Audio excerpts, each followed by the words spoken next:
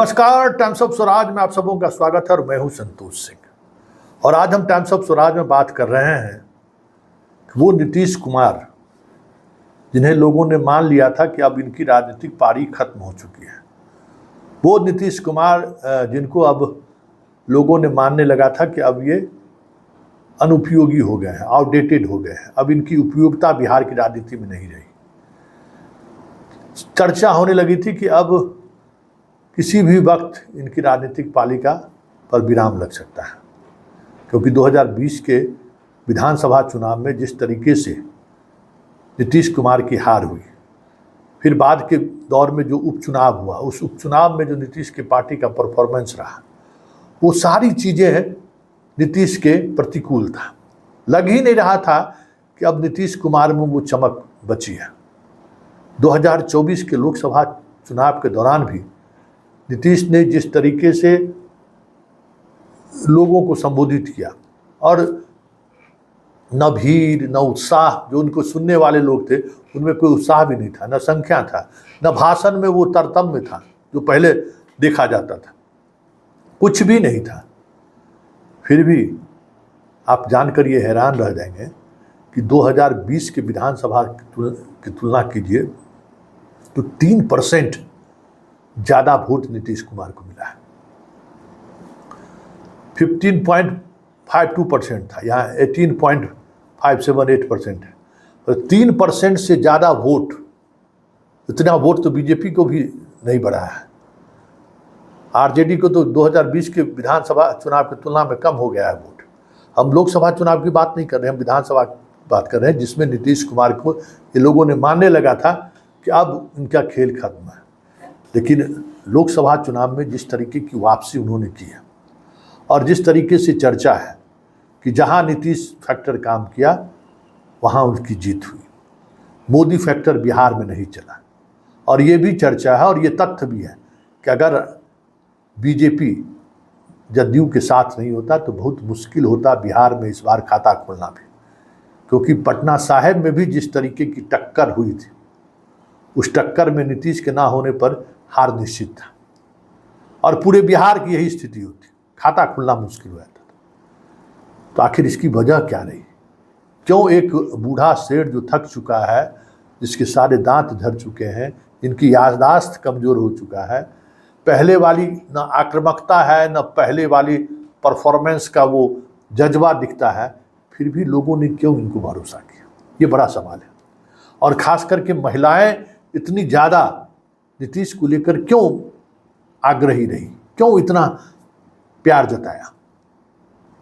ये वाकई में कह सकते हैं कि शोध का विषय है कि लोग जो पॉलिटिकल पार्टी या जिस व्यक्ति के बारे में कहा जाने लगा था कब इनकी वापसी की तो सोचना ही बेईमानी होगा, अब इनकी विदाई ठीक ठाक से हो जाए, यही बड़ी बात। बीजेपी वाले आंख दिखाने लगे थे, गठबंधन के साथी आरजेडी में आए तो उधर से लोग आंख दिखाना शुरू कर दिया था। हर कोई इनको दबोचने में लगा हुआ था कि कैसे भी हो इनको दबोच लिया जाए। लेकिन उन सब तमाम झंझावट से जिस तरीके से वो बाहर आए हैं, ऐसे में ये बात, इस पर तो चर्चा होनी चाहिए ना कि आखिर नीतीश में ऐसी क्या बात रही जो वो इस तरीके से कम बैक किए।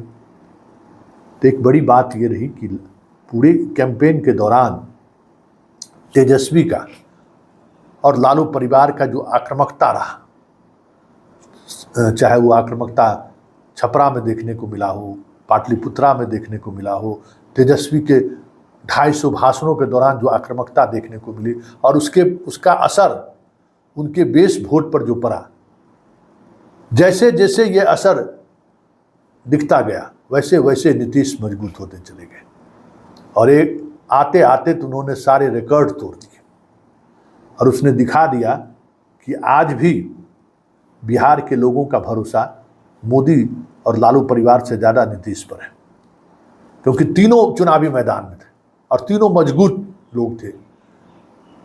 मोदी अपने आप में एक बड़ा चेहरा, लालू अपने आप में एक बड़ा चेहरा, और उन दोनों चेहरे के बीच में नीतीश अपने होने न होने की लड़ाई लड़ रहे थे। ऐसे में इस तरीके से 3% वोट का बढ़ोतरी मायने रखता है।